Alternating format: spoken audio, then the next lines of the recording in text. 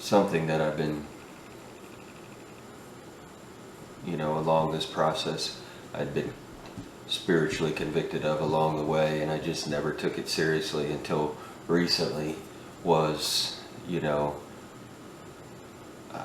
what I put in my body. I'm not talking about food or anything like that, but, the things you read, the things you watch.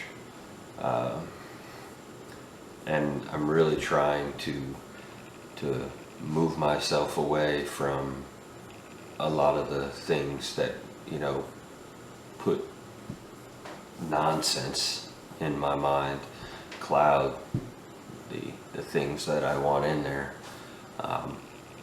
It's not as easy as it sounds, and it doesn't sound that easy, but I've really looked at what I read, what I watch. That's the hardest thing, is what I watch, because if you cut out everything that has something less than desirable, or less than godly, then you might as well just put your TV at the curb for the most part. But one of the things I really am trying to work on is the language that I use. Language for me, especially foul language for me, working in a factory setting,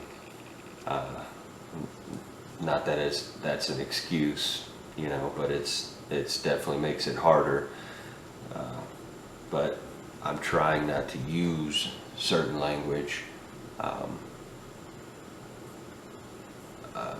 Basically trying to give it up cold turkey, and it's not easy.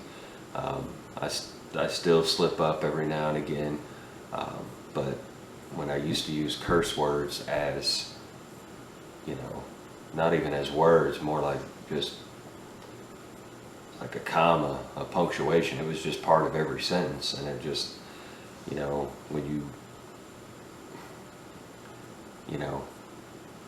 when I started really getting in to this Celebrate Recovery and reading my Bible and reading faith-based literature and things like that, you really realize how can you go from reading stuff like that and ingesting stuff like that, and then just turn around and talk like a sailor on leave, and it makes you feel, it made me feel bad about myself. It made me feel like I cheapened, what I just took in by putting that out. And because that wasn't what was in my mind, I was, it's kind of the old cliche, garbage in, garbage out. And if I'm not putting garbage in, I really shouldn't be putting garbage out. And that's something that I'm really working on. And a big part of it is the fact that I know my kids are going to learn those words and those phrases, and probably some new ones that I've never even heard of, but I don't want them to learn it from me.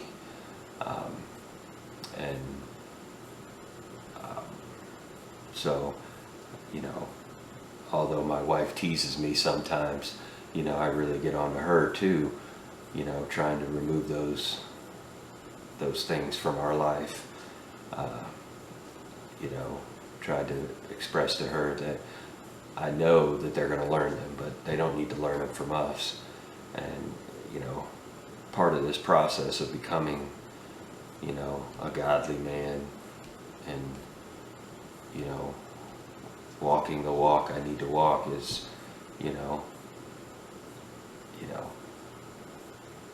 I got to be able to talk that talk too. And that talk does not include profanity and things of that nature. And if I get to the point where I remove any ingestion of that subject matter, from my life, that would be great. It's not a probable, it's a less than probable possibility because of just the world that we live in. You turn on the radio, you turn on the TV, you turn on Fox News, CNN, whatever, you're going to hear things and ingest things that are less than desirable. And by limiting the amount, I'm hoping that it just doesn't have the effect, that I'm not desensitized to it anymore,